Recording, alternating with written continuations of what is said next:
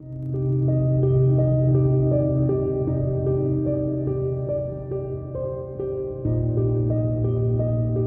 attorney Laura Anthony, founding partner of Legal End Compliance, a full-service corporate securities and business transactions law firm.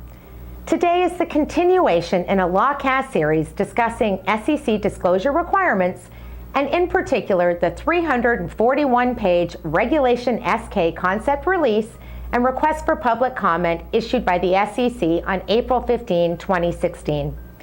The SEC understands that the cornerstone of the disclosure laws must be materiality. In general, the rules rely on company management to evaluate and assess the necessary information to be included in registration statements and reports. This requirement is referred to as a principles-based approach because it articulates a disclosure objective and looks to management to exercise judgment in satisfying that objective. Although materiality is the overriding concept, the disclosure laws also include certain prescriptive, bright-line information requirements that must be included regardless of management's assessment of materiality. The prescriptive rules are necessary for some information to ensure consistency, completeness, and comparability across companies. Clearly, there are circumstances where a prescriptive approach is helpful without a materiality assessment. The challenge becomes determining which disclosures should fall within which standard. The disclosure requirements involve a delicate and complex balancing act. Too little information provides an inadequate basis for investment decisions. Too much can muddle and diffuse disclosures and thereby lessen their usefulness. The legal concept of materiality provides the dividing line between what information companies must disclose and must disclose correctly and everything else. Materiality, however, is a highly subjective standard, often colored by a variety of factual presumptions.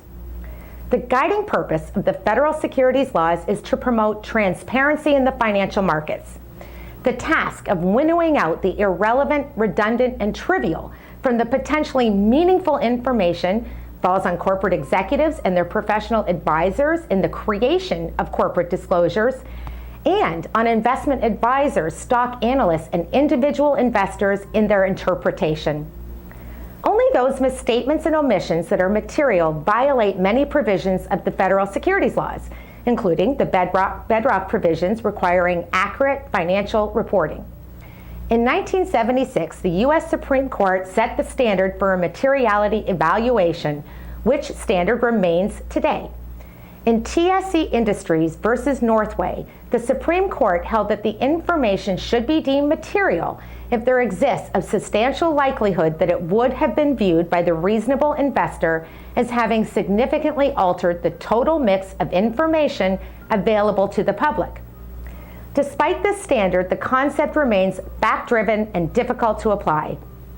There are no numeric thresholds to establish materiality, and market reaction is inconsistent and not always available. Ultimately, professionals and company management must consider all facts and circumstances available to them on any given day to determine the materiality of a given disclosure in light of the standards established by the U.S. Supreme Court. Generally, professionals and company management must look in the first instance at specific disclosure guidelines set out in the federal securities rules and regulations, such as Regulation SK and Forms 10Q and 10K.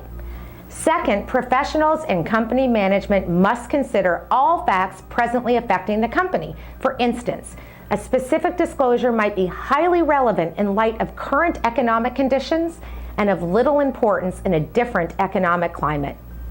I'm securities attorney Laura Anthony, founding partner of Legal End Compliance and producer of LawCast. Should you have any questions about today's topic, please visit securitieslawblog.com and lawcast.com or contact me directly. Inquiries of a technical nature are always encouraged.